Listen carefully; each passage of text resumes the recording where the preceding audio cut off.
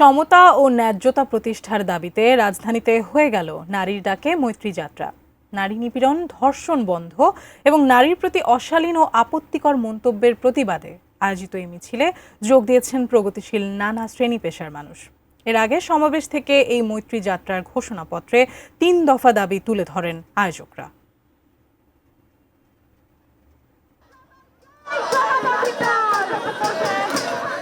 ৫২ ভাষা আন্দোলন থেকে শুরু করে ছাত্র জনতার জুলাই অভ্যুত্থান, ন্যায্যতা প্রতিষ্ঠার প্রতিটি আন্দোলনেই নারীর ছিল সরব ভূমিকা।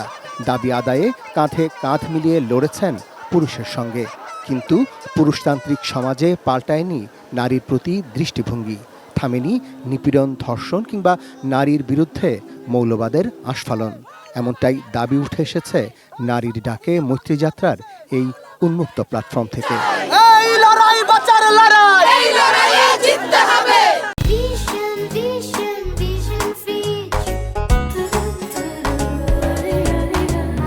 রাজধানীর মানিক মিয়া অ্যাভিনিউ থেকে আয়োজিত সমতা প্রতিষ্ঠার এই যাত্রায় অংশ নিয়েছেন নারী, পুরুষ, শ্রমিক, শিক্ষার্থী, শিক্ষক, সংস্কৃতিকর্মী সহ প্রগতিশীল নানা শ্রেণী পেশার মানুষ।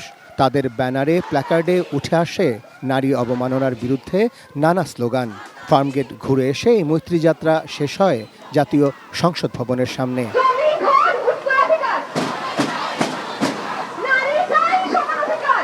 এর আগে মিছিলের শুরুতে সাংস্কৃতিক আয়োজন থেকেও নারীর প্রতি সমাজের বৈষম্যমূলক দৃষ্টিভঙ্গি ও নানাভাবে দমন পীড়নের চিত্র তুলে ধরা হয়।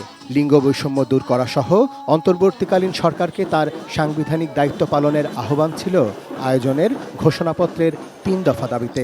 অন্তর্বর্তী সরকারকে তার সাংবিধানিক দায়িত্ব পালন করতে হবে, বিশেষত নারী ও প্রান্তিক জনগোষ্ঠীর বিরুদ্ধে সহিংসতার হুমকি, নারী বিষয়ক সংস্কার কমিশনের প্রতিবেদন ঘিরে গুজব ও অপপ্রচার এবং ধর্মীয় মূল্যবোধকে অস্ত্র করে হিসাব ব্যবহার করে আতঙ্ক সৃষ্টির বিরুদ্ধে সরকারকে ব্যবস্থা নিতে হবে। সে সঙ্গে দেশের রাজনৈতিক দলগুলোর প্রতি ভোটের আগে লিঙ্গ সমতার ইস্যুতে অবস্থান স্পষ্ট করার আহ্বান জানান আয়োজকরা। বিশেষ করে আসন্ন নির্বাচন থেকে তাদের প্রার্থীদের অন্তত 33% নারী হতে হবে। Arafat Siddiqui, ATN news, Dhaka.